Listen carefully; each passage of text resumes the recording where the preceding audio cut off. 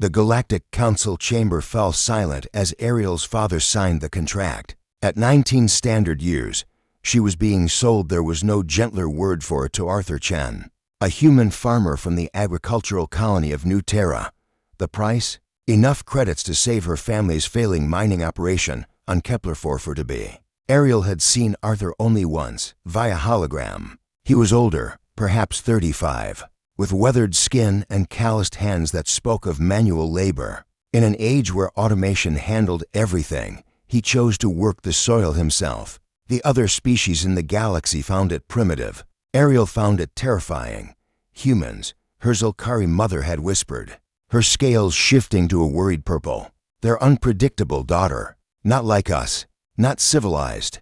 The wedding was a small affair, held in the Colonial Administration building on New Terra.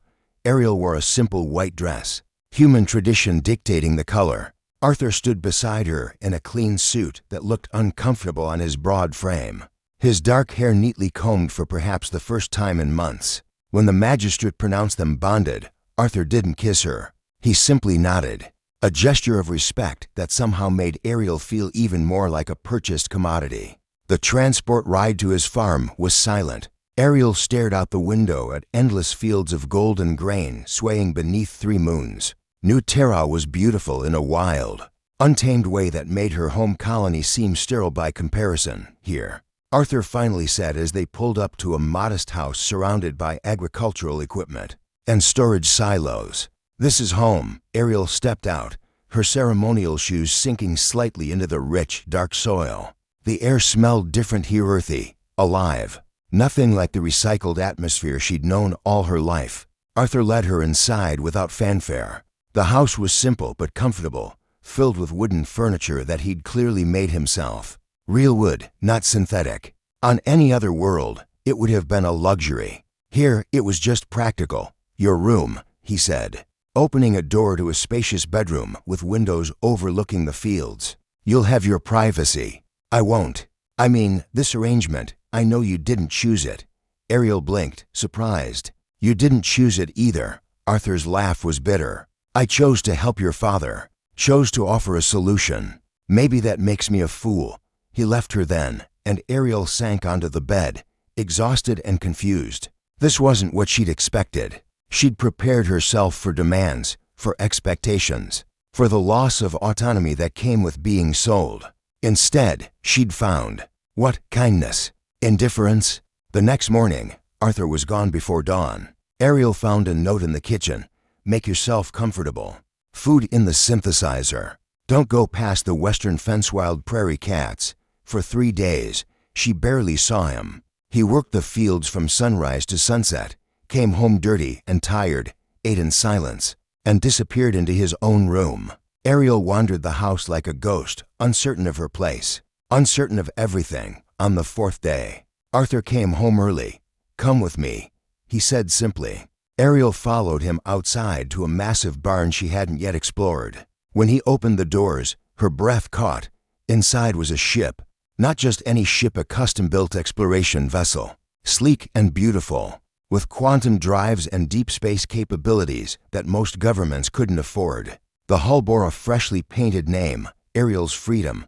"This is your wedding gift," Arthur said quietly, his eyes on the ship rather than her. Fully stocked, equipped for solo operation. Enough fuel to reach any colonized system in the sector. "Registration is in your name alone." Ariel stared, unable to process what she was seeing. I don't understand." "Your father told me you wanted to be an explorer," Arthur continued. "Before his business failed. Before he had to make difficult choices. You studied xenobiology, exogeology, wanted to join a survey team. How did you?" I asked. "Before I made the offer to help him." Arthur finally looked at her, and Ariel saw something unexpected in his eyes, not desire or possession, but a deep, quiet sadness. "I lost my wife 5 years ago. Catherine, she was a surveyor. Died when her ship's life support failed in the outer reaches." Ariel's hand went to her mouth. "I made my fortune selling grain to colony ships," Arthur went on. "Bought this land, built this farm with my own hands, trying to forget, trying to fill the emptiness with work."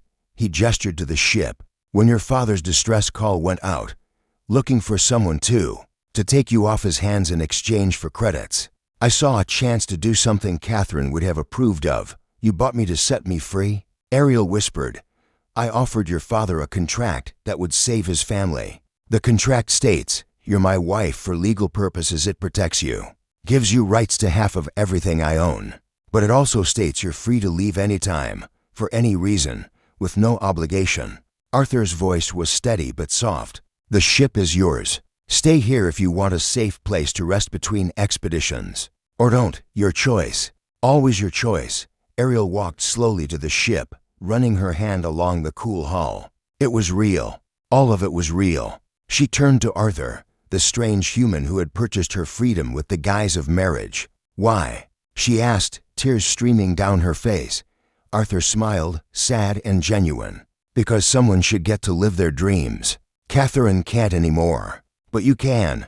3 months later, the Ariel's Freedom launched on its first expedition. Cataloging uncharted mineral deposits in the Perseus Arm, Arthur watched from his fields, a small figure beneath 3 moons, waving until she disappeared into the stars. She came back, of course. Between expeditions, she always came back to New Terra, to the farm, to the quiet man who'd given her the galaxy.